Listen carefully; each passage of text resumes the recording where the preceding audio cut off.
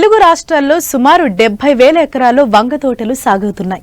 నిత్యావసర కూరగాయగా మార్కెట్లో వంకాయకు ఏడాది పొడవునా మంచి డిమాండ్ ఉంది.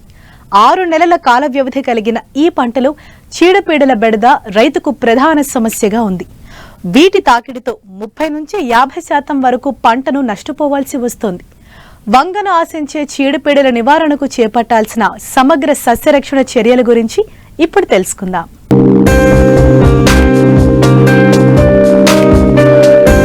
వంగ తోటలను ఖరీఫ్ లో జూన్ జూలై మాసాల్లో నాటుతారు.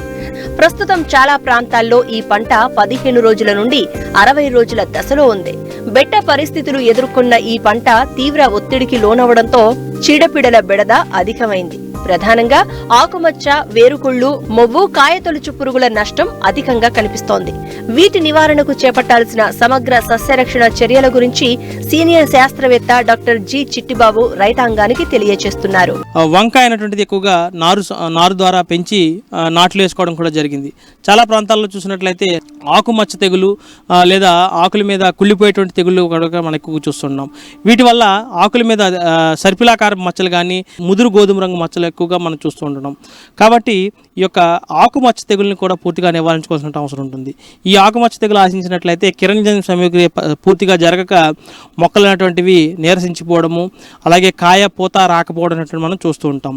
కాబట్టి ఈ ఆకుమచ్చ తెగులు ఏర్పడినప్పుడు పైపాటుగా కార్బండజిమ్ అనేటువంటి మందుని లీటర్ నీటికి 1 గ్రాము చొప్పున కానీ, లేదా మ్యాంకోజబ్ అనేటువంటి మందుని లీటర్ నీటికి 3 గ్రాముల చొప్పున కానీ, లేదా మ్యాంకోజబ్ కార్బండజిమ్ కలిపినటువంటి మిశ్రమాన్ని లీటర్ నీటికి 2 గ్రాముల చొప్పున కానీ కలిపి పిచికారి చేసుకున్నట్లయితే తొందరగా ఈ వంగలో వచ్చేటువంటి ఆకుమచ్చ తెగుల్ని పూర్తిగా నివారించుకోవడానికి అవకాశం ఉంటుంది.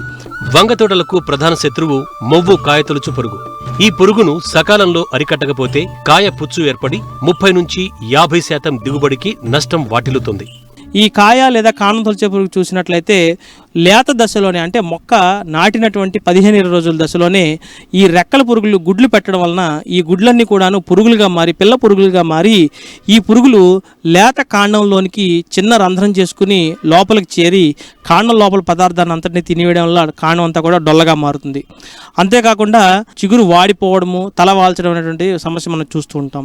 ఆ రంధ్రాన్ని చీల్చి చూసినట్లయితే లోపల పురుగు ఉండడం కూడా మనం గమనిస్తూ ఉంటాం.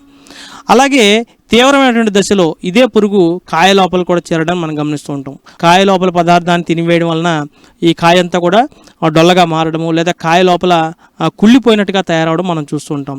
ఈ రంధ్రాలు చీల్చి చూసినట్లయితే లోపల పురుగులు ఉండడం మనం గమనిస్తూ ఉంటాం. పంట వేసిన తర్వాత 15 రోజుల దశలో తప్పనిసరిగా ఈ కాయ కొమ్ము తొలిచేటువంటి పురుగుకి ఈ లింగాకర్షక ఎరల్ని పొలంలో పెట్టుకున్నట్లయితే చాలా వరకు కూడాను రెక్కల పురుగుని మనం నియంత్రణలో ఉంచుకోవడానికి అవకాశం ఉంటుంది. అంతేకాకుండా పైపాటుగా ఈ పంట వేసినటువంటి 20 రోజుల దశలో తప్పనిసరిగా వేప నూనె 5 మిల్లీలీటర్ల చొప్పున లీటర్ నీటి కలిపి పిచికారి చేసుకున్నట్లయితే పురుగు అనేటువంటిది పంట మీదకి చేరకుండాను, అలాగే పంట మీదకి చేరినటువంటి పురుగుని గుడ్లు పెట్టకుండా కూడా చేసుకోవడానికి అవకాశం ఉంటుంది. కాబట్టి వేప నూనె సబ్బు పొడితో కానీ లేదా సర్ఫ్ పొడితో కానీ కలిపి పిచికారి చేసుకోవాలి. ఇక పైపాటుగా పురుగు ఉధృతి కనుక ఎక్కువ అవుతున్నట్లయితే అలాంటి సమయంలో ప్రొఫెనోఫాస్ అనేటువంటి మందుని లీటర్ నీటికి 2 మిల్లీలీటర్ చొప్పున కానీ కలిపి పిచికారి చేసుకున్నప్పుడు తొందరగా ఈ కాయ కొమ్ము తొలిచేటువంటి పురుగుని నివారించుకోవడానికి అవకాశం ఉంటుంది. అంతేకాకుండా తీవ్రతరమైనటువంటి దశలో, అంటే పురుగు ఉధృతి బాగా కనుక ఎక్కువగా ఉన్నట్లయితే దానిని నివారించుకోవడానికి ఈ స్పైనోసాడ్ అనేటువంటి మందుని 0.3 మిల్లీలీటర్ల చొప్పున, అంటే ఎకరానికి 60 మిల్లీలీటర్ల చొప్పున 200 లీటర్ నీటిలో కలుపుకొని ఎకరానికి పిచికారి చేసుకున్నట్లయితే తొందరగా ఈ యొక్క కాయ తొలిచే పురుగును నివారించుకోవచ్చు.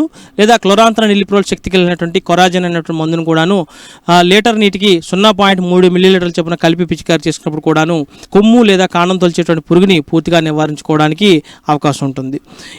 ఏదైతే మనకి రసాయన మందులు పిచికారి చేస్తున్నామో పిచికారి చేసిన తర్వాత తప్పనిసరిగా వారం 10 రోజుల పాటు కాయనటువంటి తప్పనిసరిగా కోయకుండా ఉండాలి. అలాగే ఈ వంగలోనే మనకి ఎక్కువగా తామర పురుగులు, నల్లి పురుగులు, అలాగే రసం పీల్చే పురుగులు చేసినటువంటి తెల్లదోమ విపరీతంగా ఆశించి పంటను నష్టపరుస్తుంటాయి.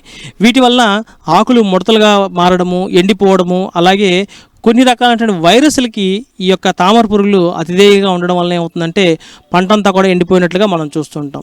కాబట్టి రైతు సోదరులు ఎసిఫేట్ అనేటువంటి మందుని 1.5 గ్రాముల చొప్పున కానీ, లేదా ఇమిడాక్లోప్రిడ్ అనేటువంటి మందుని 0.4 మిల్లీలీటర్ల చొప్పున కానీ కలిపి పిచికారి చేసుకున్నట్లయితే కొంతవరకు కూడాను ఈ రసం పీల్చే పురుగుల ఉధృతి అనేటువంటిది నియంత్రించుకోబడి తద్వారా కలిగేటువంటి వైరస్ తెగుల్ని పూర్తిగా నివారించుకోవడానికి అవకాశం ఉంటుంది. కాబట్టి రైతు సోదరులు ఈ జాగ్రత్తలను పాటించుకోవాలి. ఈ రకంగా వంగలో మనకి సరైనటువంటి సమగ్ర యాజమాన్య పద్ధతులకు చేపట్టుకున్నట్లయితే అధిక దిగుబడి పొందాలని చెప్పి ఆశించడం జరుగుతుంది.